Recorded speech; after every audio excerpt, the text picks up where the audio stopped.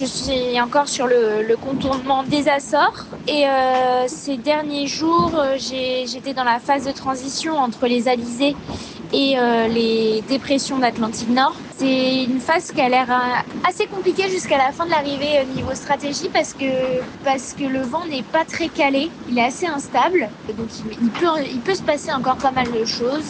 Notamment là, aujourd'hui, il y avait plus de vent derrière, donc les concurrents Seb et Louis sont revenus un peu sur moi.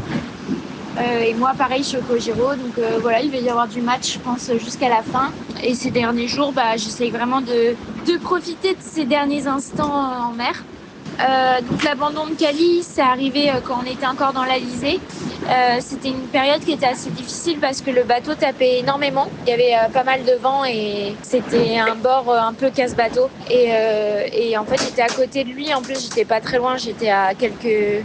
Je sais pas, je devais être à 40 000 de lui quand il a dématé. Et j'ai été très triste pour lui parce que je sais que Cali navigue bien, qui prend toujours soin de ses bateaux, qui navigue en bon marin. Et je sais qu'il a pas fait l'erreur de tirer dessus enfin voilà, c'est vraiment là, c'est un dématage qui est vraiment subi et du coup c'est très triste pour lui. Et puis en plus ça arrive à un endroit où le vent le porte vers l'ouest, donc il est obligé d'aller jusqu'aux Antilles. Donc en fin de compte, c'est un abandon qui est pas facile parce que il doit quand même gérer la moitié d'une traversée de l'Atlantique. Donc beaucoup de pensées pour lui. Et puis moi de mon côté, forcément, je me suis dit bon là il casse son bateau alors qu'il navigue plutôt bien. Donc ça veut dire que l'aventure peut s'arrêter à tout moment pour tout le monde et qu'il faut continuer d'être ultra vigilant et de faire attention parce que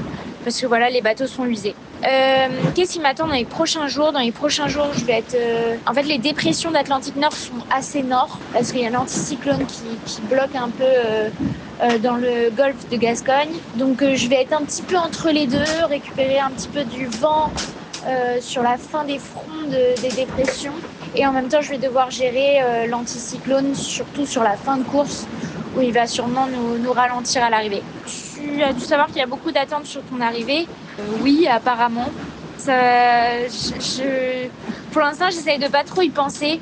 J'ai surtout très hâte de retrouver mes proches, ma famille, et je sais que ça va être un moment très très émouvant s'il y a beaucoup de monde. Donc pour l'instant, j'essaye de pas trop y penser et de rester concentrée sur ma course. Mais je sais d'avance que ça va être un moment magique et que ça va être très émouvant de retrouver tout le monde. Et j'ai plutôt hâte. Donc voilà. Mais en même temps, j'essaye de profiter des derniers jours et de me dire... j'ai des prises de conscience où des fois je me dis mais waouh, c'est fou quand même d'en être arrivé jusqu'ici et d'avoir fait tout ce parcours. Donc je suis trop heureuse et c'est pour ça que j'essaye de savourer chaque instant.